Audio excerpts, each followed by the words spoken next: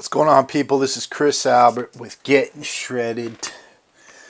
Here to answer some questions for you from beautiful California. I got a question from a gentleman in the UK. His name's Henry. I'm reading it off the screen, so forgive me if my eyes wander. He says, I'm a 19-year-old aspiring powerlifter, but I want to continue to progress physically, so I incorporate bodybuilding style movements and rep ranges into my training.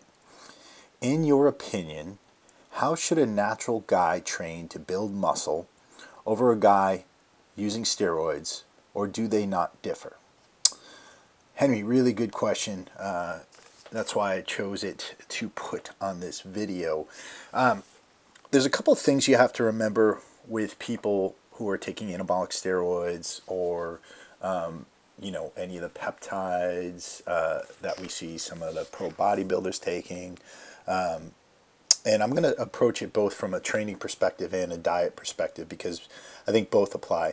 First things first, if you are, yeah, that's Jesus. If you are on steroids, your recovery time is a lot better. That's kind of why these drugs were made. They help people to maintain weight, to heal. And they do them really well.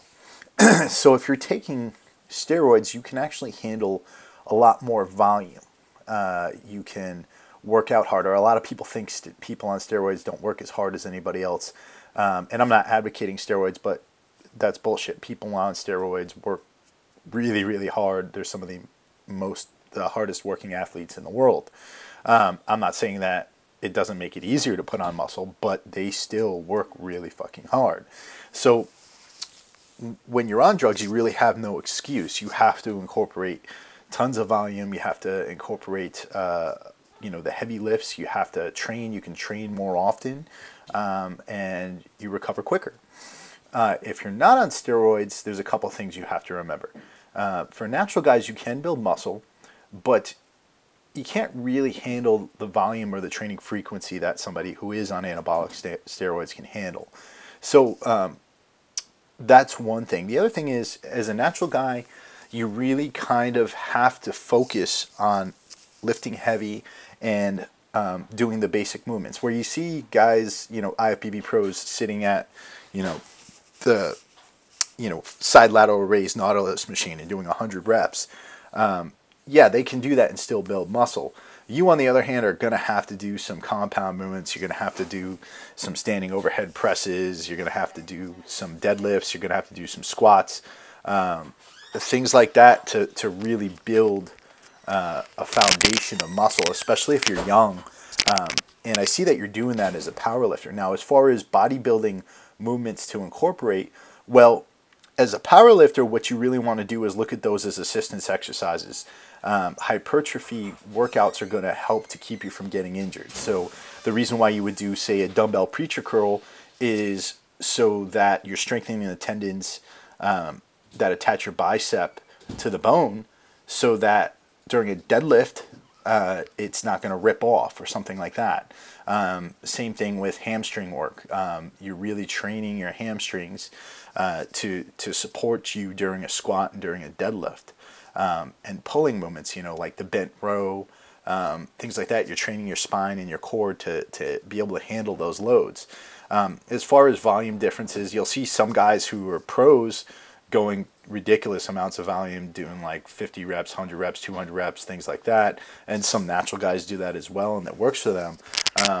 The typical guy, I would say, as a natural athlete, you want to look between 8 and 15 repetitions, 3 to 4 sets, whereas you'll see other guys doing like 10 sets of all kinds of stuff. And this is just my opinion. Other people have different opinions on it, but that's my opinion. I train both kinds of athletes. I don't have a problem with people taking steroids. Again, I'm not advocating them. But when I know somebody's on and they're in my clutches, I really, really have no mercy. And there's probably going to be some guys at home laughing at this because they know I've made them cry before.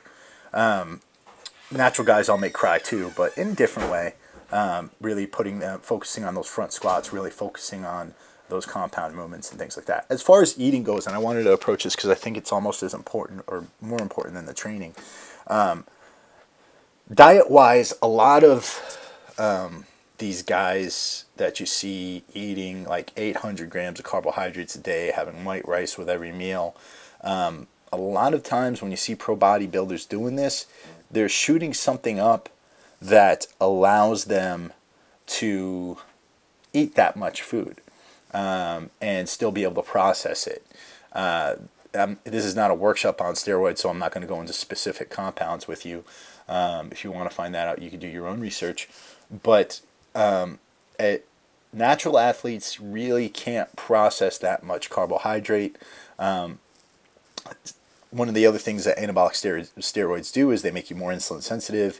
They help you to get more out of each molecule of nutrient that you're putting into your body.